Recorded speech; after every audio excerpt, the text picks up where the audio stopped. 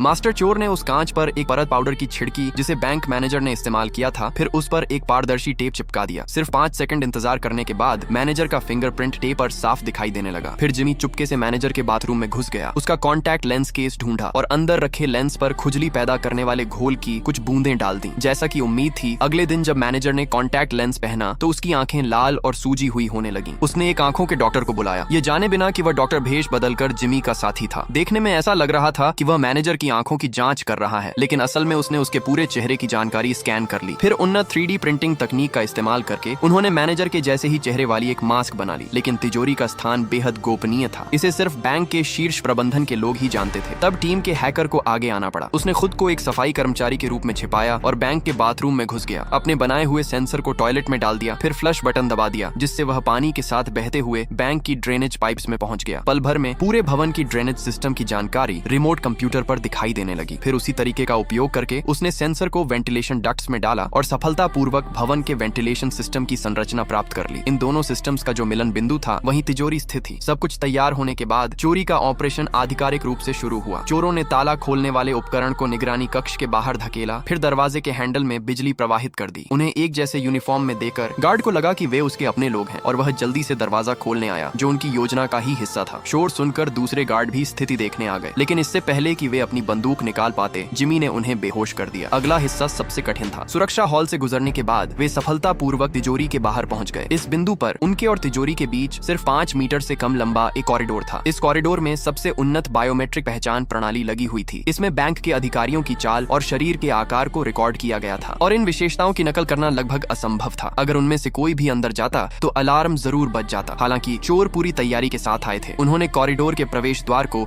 एक पारदर्शी शीट से बंद कर दिया, फिर उसमें एक प्लास्टिक ट्यूब डाल दी। जब कॉरिडोर का सुरक्षा सिस्टम सक्रिय हुआ तो उन्होंने बॉक्स से मधुमक्खियों को छोड़ दिया। प्लास्टिक ट्यूब के जरिए मधुमक्खियां कॉरिडोर में उड़कर चली गईं। जैसे जैसे ज्यादा से ज्यादा मधुमक्खियां इकट्ठा हुईं, अंदर लगे इंफ्रारेड सेंसर ब्लॉक हो गए, जिससे हाईटेक उपकरण अपनी पहचान करने की क्षमता खो बैठे। सही समय देकर जिमी ने सुरक्षात्मक कपड़े पहन लिए और धीरे धीरे अंदर चला गया। मधुमक्खियों से घिरे होने के कारण उसे उपकरण बिल्कुल भी पहचान नहीं पाए, इसलिए वह बहुत आसानी से कॉरिडोर पार कर गया।